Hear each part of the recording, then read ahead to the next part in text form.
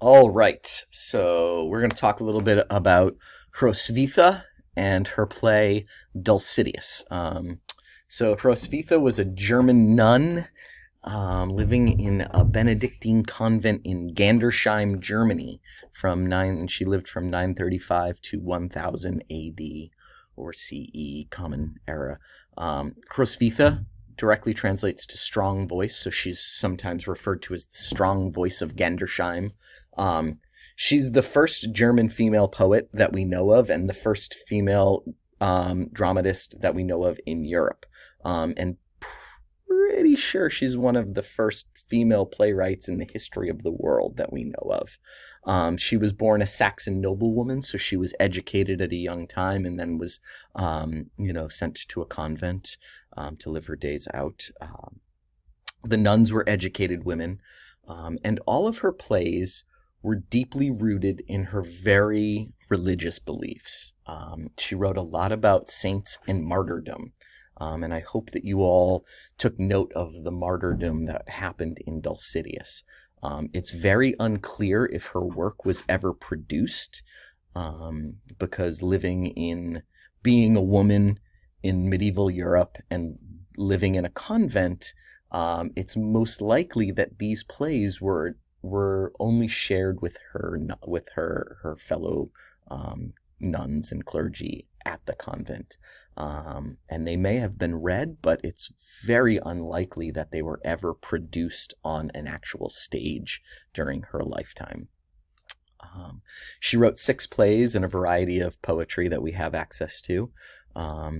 A lot of the themes of her plays were about the rejecting the temptations of the world in the name of Jesus Christ, right? Again, martyrdom and conversion, right? A lot of it was about converting people to be followers of Jesus. And so that's really what she deeply felt, and that's what she believed in, and that's what she wrote about.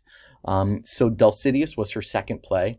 It was rediscovered in 1494 in an 11th century manuscript. It was finally printed in 1501 in an edition with woodcuts by Albrecht Dürer. Dulcitius is a didactic play. This play teaches a lesson. A lot of scholars believe that it was inspired by the Roman playwright Terence.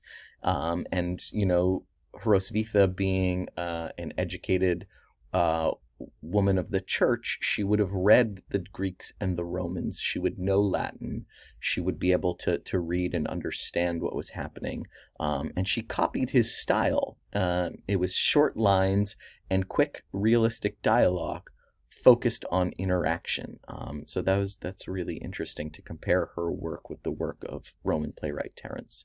So what is our basic plot? 3 virgins refuse to convert from Christianity, ultimately leading them to their death and their ultimate reward, which is salvation in heaven.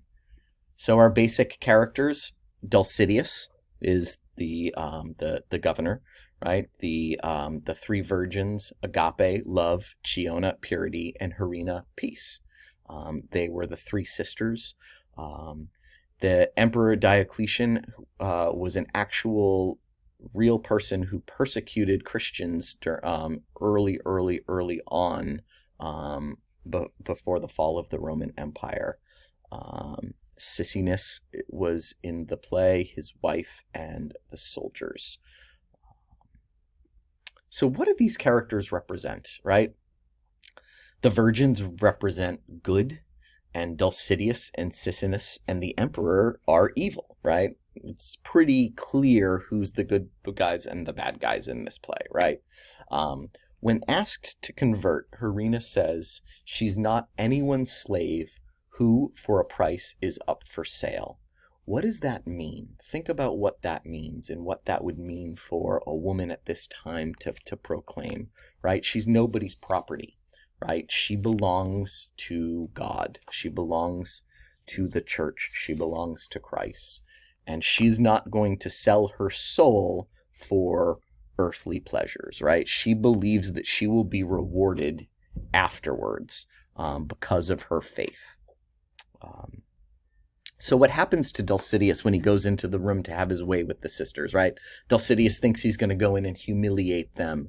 And, the miracle of God kind of enchanted him and tricked him into thinking that he was with the women when actually he was fondling dirty pots, and he was covered in soot. And why do you think he did that? That was really, again, like allegory. Like, why would we cover Dulcitius in soot and make him dirty and gross after doing this, right? Think about that. And what is the girl's deepest desire in this play? And they all say it, and their deep desire is to remain religious and, be rewarded in the afterlife. That's the crux of what these three women are going through, is that they're sacrificing, themselves for their faith. So what happens to Agape and Chionia? They are sentenced to burn, right? And do they actually burn? No, they're saved. Again, like they're miraculously saved, and they ascend into heaven, and their souls ascend and their bodies are not burned. When Sisinus asks if Hrosvitha, the youngest sister, is she afraid of the same fate as her sister, she responds that she isn't, and she knows that she will be rewarded, and she looks forward to it. And so what Sisinus does, her punishment is not to be put to death. Her punishment is not to be burned at the stake.